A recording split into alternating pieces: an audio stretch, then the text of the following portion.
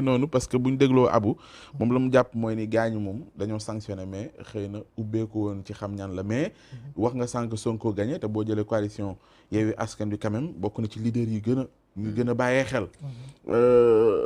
ñi perte ci Dakar ak yenn gox yi fu mel ni Thiès également boo déggee même ba ci Idrissa Seck ci bureau de vote am Thierno Alassane Sall ak ñu mu àndal dañ ko fa gagné yooyu yëpp boo koy analyser aussi di xool DG yi nga xamante ne jot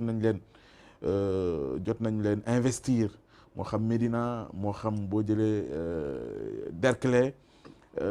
ministre yi wax nañ Abdoulaye Diouf Sarr sànq ak ñeneen ak ñeneen même fu ko gën a sori ci gox-goxaat yi boo demee ba fu mel ni Diourbel Dame Diop ministre également a été laminé ak ñeneen ak ñeneen boo koy xool da nga jàpp ne aussi ni ñoom it ci seen démarche femme lu leen askan wi mere moo tax ñu feeñal ko ci vote bi. non li ma wax kay c'est clair Sonko moo gagné élection yi président Macky Sall mooy le grand perdant te moo perdeloo ñëpp nitam yëpp. moo perdeloo li c'est le président Macky Sall qui est le grand coupable moo perdeloo ñi perte ñëpp ci ñoñam. te moo da ko bëggoon wala da ko bëggoon gagné fële Ousmane Sonko moo la gagné loo loolu moom c'est clair nañu ko teg gis nga élection yi ñu doon dem élection yu bees tàq la jàngatkat yi ak xeltukat yi mooy suffrage direct première fois ñuy dem élection lu bees la woon tey li génn nii ñun ñëpp a ciy def jàngat gu bees parce que ñu ngi doog a dem ci ay élection yu ni mel après mois de mars après mois de mars ba pare ñu demoon ci des réformes parce que élection locale ni mu doon continuer la doon continuer ñuy fal indirectement ñi mais bii la ñuy doog a dem ay élection mu leer ñu ni boo defee li nga def tey ki nga bëgg mu dañ fa dafay jóge tey lu bees tàq la woon moo tax li la kii wax ni da ngay jàpp ni parce que ñi gagné du rek seeni militants ñoo leen gagné loo am na ñu ne ci kër pouvoir bi ñoo xam ne ni bi ñu ne leen du ngeen du yéen ñu nekk DG bi mu leen naqaree dañ ko ànd ak président génn ne man ak kii du jàll ne samay nit fexe leen ba bu kii jàll am na ñoo xam ne poste DG yenn yi lañ soxla woon ci bi ñu investir ñooñu la ñu profité parce que président moo lancé très tôt ku ñàkk sa poste direction ak ku ñàkk sa ministère dama lay wàcc ci élection locale la jëlee baromètre boobu si la ñu perte le talentueux Thierno Alassane Sall nga xam ni Sénégal soxla na expertise am soxla na xam-xamam soxla na lépp mais après des élections lañ ko mesurer à Thiès ak Idrissa daal di koy wàccee te pourtant amaloon na njëriñ Sénégal loolu nag le président continuer moo tax ma ne la mooy coupable mooy le grand perdant mais li tax mu gën a doon le grand perdant dafa am loo xam ne président de la République daf ci yeew ñun ñëpp ñun askan wi yëpp moo tax ma ne la ñii dañoo yeew ñi yeew ñi moom mu boole ñu yeew moom bu yeewi woon nit ñi dès le début 2019 parce que moom président par défaut dañu boole ay maire 2010 2012 dañu bëgg sanctionner Wade far moom mu mujj doon dañoo bëggoon sanctionner te moom pour mu gagner il a fallu que ñi mer ca Wade ñoo ñëw renforcer ko am na ñu ne woon ca kër Wade sax ñu ko renforcer parce que il voulait à ce que moom mu ñëw ba Idrissa bañ a ñëw donc mu ñëw nekk benn président ak tamit ñi nga xam ne ni ñoo ne bitim réew mooy France ñi Wade jëloon seen économie jox ko ñeneen ñooñu it dooleel ko ñi nga xam ne ni ay société la ñu woon ak ñi ay chef d'entreprise yu mag ñoom it dooleel ko bi mu ñëwee toog moom léegi rek lañ ko laajoon ci ay réforme rek lañ ko laajoon charte assise nationale yi ak li mu joxe woon ci Sénégal bi pour mu ñëw dem des réformes majeures c'était un président boo xam ne réformateur la waroon doon mission am bu dul woon loolu parce que Wade amoon na bilan mais ñi ce fameuse loi boobu si lañ ne ko d'accorduñu Karim Wade moo tax Pape Diop perte maire bi mais Pape Diop moo ëppoon ñëpp bilan li Pape Diop liggéey Khalifa Sall liggéeyu ko mais Karim Wade la ñu campagne parce que boobu dañu doyloon ci Ablaye Wade parce que dañ ne woon am nga bilan mais doo ñu imposer monarchie donc loolu moom Macky Sall yegsi bi Macky Sall yegsee le président Macky Sall premier discours am ñi adhéré ci mais bu mu commencé doxal ñu gis Macky Sall bu politique nag nekk un président politique nag maintenant qui a privilégié le parti au détriment de la patrie ñu gis impunité yi ñu gisaat li ñu doon gis gabegie yi ñu gisaat le système politique loolu la ñu gis mu ñëw bi mu ñëwee nag moom ci wàllu boobu mu boole ci ak ay discours moom foo doon libérer peuple bi yeewi leen parce que askan léegi ci lan la leen yeewaat fi nga wax naan dañoo yeewaat la mu leen yeewoon ba tey moo de la mu leen yeewoon ba tey la buum boobu moom moo nekkaat ba tey mais ni mu def ba gagné ba ñàkkloo ay ñëm parce que da nga wax ne moo ko tey wala moo ko tey non parce que xëy na ñaar mooy am mooy peut-être que ci généem la ko teg wala ci ay conseillers wala ci ay sondage am le fait que moom ñemewul déterminer au début man dama doon wax ni bu ñëwee rek première fois mu ne bii mooy sama den mën na am parce que ci biir moom ba mu nekkee bi mu nekkee pouvoir bi mu nekkee opposition dafa am ñu nekkoon ci pouvoir Wade daan ko jàppale di ko financer te ñooñu àndoon ak Wade mais gis nga fi mu nekk nii fi may wax ak yow nii am na homme d'affaires yoo xam ne majorité bi ñooy financer opposition bi. c'est clair ça. ah oui parce que nii lay demee ñi ànd ak président Macky Sall nekk ci biir di financer. dama wax ni la moo mës a nekk. ma ne loolu moo mës a nekk. fi mu nekk nii bi président Macky Sall di dem.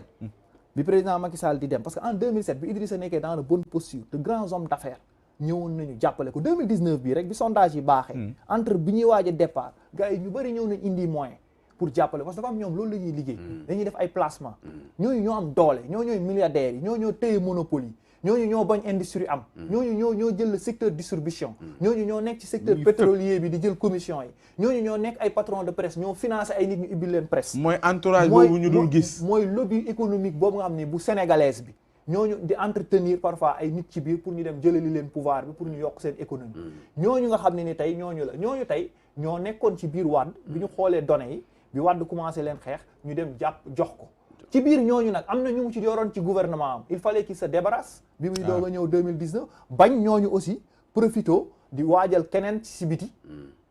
moo taxoon mu dagg loolu moo tax dañ ne la paaka ba lay sànni buy ñëw na doon wëtteen paaka bi ñu utiliser stratégie bi ñu la utiliser boo moytul foofu lañ lay jaare jëlee la fa moo tax ma ne la peuple bi ba léegi ñëwagul expression normal muy voter normalement parce que conscientiser guñ ko jàngale guñ ko comment voter justement mooy xamul réellement les réalités dama ne la ñiy yeeweeg ñiy wàllu yee moo gën kenn yeewoogul mais finalement tamit mburoog soow bi aussi tamit waaw loolu Idrissa Seck léegi nag ñoom bi waaw mooy li yegg si xam nga bi président Macky Sall nekkee le grand perdant ba pare perteloo ay nitam parce que moo yeew ñëpp ci mandature bi mooy question boobu tey liy solutionner problème bi li taxaat li nga wax nii léegi-léegi mu permettre à ce que réalisation bi sénégalais yi cautionné ko li permettra sénégalais yi mën ko protéger bàyyi ko mu liggéey mooy il faut que mu yeewi sur la mandature mu ne nii wii nii non askan wi ñoom nangu nañ nga nekk maire pendant 20 ans